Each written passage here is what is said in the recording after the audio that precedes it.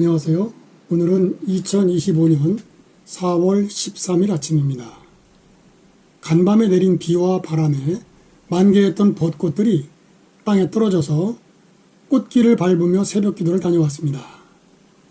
오늘 준비한 주제는 노인의 지혜로 노마지지, 즉 늙은 말의 지혜라는 뜻으로 무능하게 보여도 한 가지의 재주는 지님 또는 풍부한 경험에서 우러나오는 지혜를 가리키는 말을 준비했습니다. 그럼 먼저 노마지지의 유래를 알아봅니다. 때는 중국 춘추 전국시대에 제나라 환공이 고죽국이라는 나라를 정벌하고 돌아오면서 있었던 일입니다. 원문입니다. 관중 습붕이 종호 환공하여 이벌 고죽이러니. 관중이라는 사람과 습붕이라는 사람이 환공을 따라서, 제나라 환공을 따라서 고죽국이라고 하는 나라를 정벌하게 되었는데, 춘왕 동반할세 미혹 실도하니, 봄에 가서 전쟁을 하다가 뜻밖의 전쟁이 오래 걸리는 바람에 겨울이 돼서야 겨우 돌아오게 되었는데, 돌아오다가 길을 잃고 헤매다가 방향 감각을 잃고서 길을 잃어버렸다. 미혹실도라.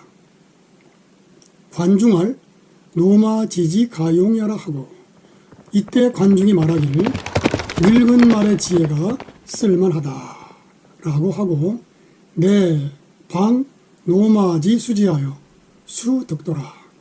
이에 늙은 말을 풀어놓아서 그 말을 따라서 길을 감으로써 드디어 길을 얻었더라. 관중은 춘추시대 초기 제나라의 정치가요, 고죽이라는 나라는 요서 지역의 나라로 제나라 환공에게 멸망당한 나라입니다. 두 번째 이야기입니다. 행 산중무수원을, 전쟁을 마치고 돌아오는 길에 산속에서 물이 떨어진 것입니다.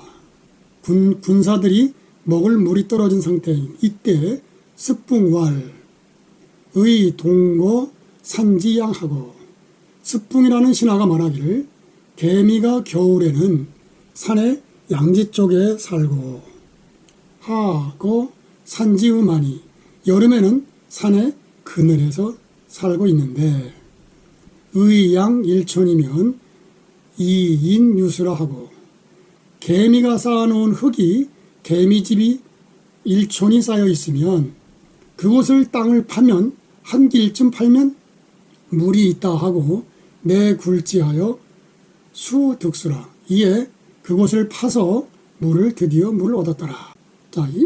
다음부터는 한비자가 하는 말입니다.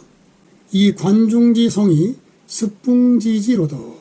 그런데 관중의 그 훌륭함과 습붕의 지혜로도 지기소부지하연, 그 알 수 없는 곳에 이르러서는 불란사어 노마 여의하니, 늙은 말과 개미에게 배우기를 어려워하지 않았다. 그민 부지이 기우심이 사성인지지는 불역과호와.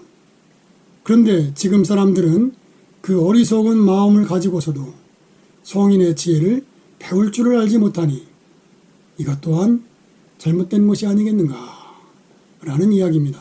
이 말에서 노마지지라는 말이 생겼다는 것입니다. 다음은 늙은 쥐의 지혜라는 말을 들려드립니다. 늙은 쥐의 지혜, 노서지지. 조선 중기의 문신 고성안이라 하는 사람이 쓴 효빈 잡기에 보면 늙은 쥐의 지혜에 대한 이야기가 있습니다. 자, 들어오십시오. 늙은 쥐 한 마리가 음식을 훔쳐먹는 데는 아주 훌륭한 귀신이었습니다. 그런데 이 쥐가 나이가 늙고 눈이 어둡고 힘이 없어졌습니다. 처음에는 젊은 쥐들이 찾아와서 기술을 배워서 음식을 훔쳐와 늙은 쥐를 잘 먹여 살렸습니다. 그러나 얼마 후에 젊은 쥐들은 늙은 쥐에게서 더 이상 기술을 배울 것이 없다고 생각하여 늙은 쥐에게 음식을 나누어 주지 않았습니다. 늙은 쥐는 매우 분했지만 하는 수 없이 참고 지냈습니다. 그러던 어느 날 저녁에 한 여인이 맛있는 음식을 해서 솥 안에 넣고 무거운 돌로 뚜껑을 눌러두고 밖으로 나갔습니다. 쥐들은 그 음식을 훔쳐 먹으려 아무리 애를 써도 방법이 없었습니다. 그리하여 쥐들이 모여 대책을 논의한 끝에 늙은 쥐를 찾아가 도움을 청하기로 했습니다. 늙은 쥐는 찾아온 쥐들에게 너희들이 나에게 기술을 배워 음식을 훔쳐와 항상 배불리 먹으면서 나를 본체에 만체했으니 말해줄 수 없다 라고 말했습니다. 젊은 쥐들은 엎드려 절을 하며 죽을 죄를 지었으니 용서를 해주십시오. 앞으로는 절대 이런 일이 없을 것이며 잘 모시겠습니다 하고 하면서 간청을 했습니다. 늙은 쥐는 정이 너희들이 그렇다면 알려주겠다고 하면서 솥에 발이 3개가 있다.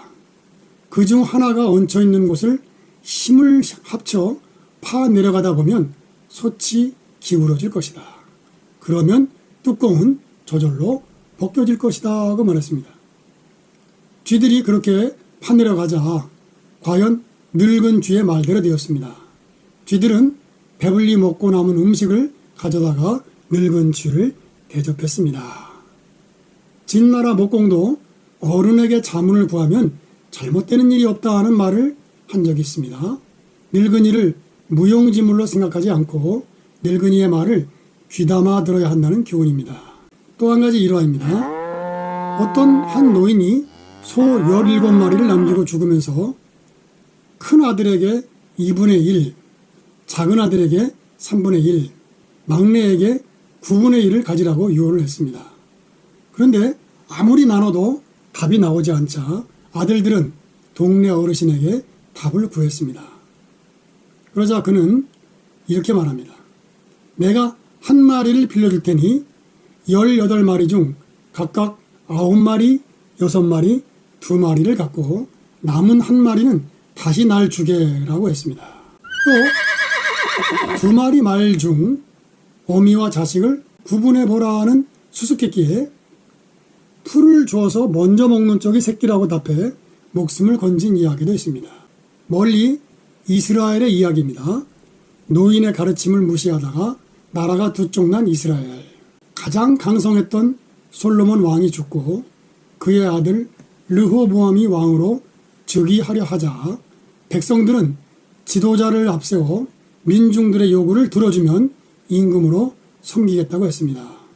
그 요구는 다름이 아니라 솔로몬 왕이 살아생전에 예루살렘 성전을 짓고 왕궁을 짓고 여러 성들을 쌓고 토목공사를 벌이는 바람에 백성들이 참으로 많이 힘이 들었습니다. 그래서 백성들이 부역을 면해줄 것과 세금을 감해주면서 부담을 덜어줄 것을 요구했던 것입니다. 그러자 임금은 말하기를 3일 후에 다시 오라고 했습니다. 그리고 옛날부터 왕 앞에서 모셔오던 노인들에게 물어봤습니다. 그러자 노인들은 백성들의 요구를 다 들어주는 것이 좋겠다 하고 가르침을 주었습니다. 그리고 이 르호보암 왕은 자기 또래 젊은 아이들에게 물어보자 젊은 소년들은 절대 요구를 들어주면 안 된다고 반대했습니다. 그러자 이 르호보암 왕은 노인의 교도를 버리고 소년들의 충고를 따르다가 나라가 두 쪽이 나고 말았습니다. 오늘은 로마지지라는 통해 노인의 지혜를 배웠습니다. 감사합니다.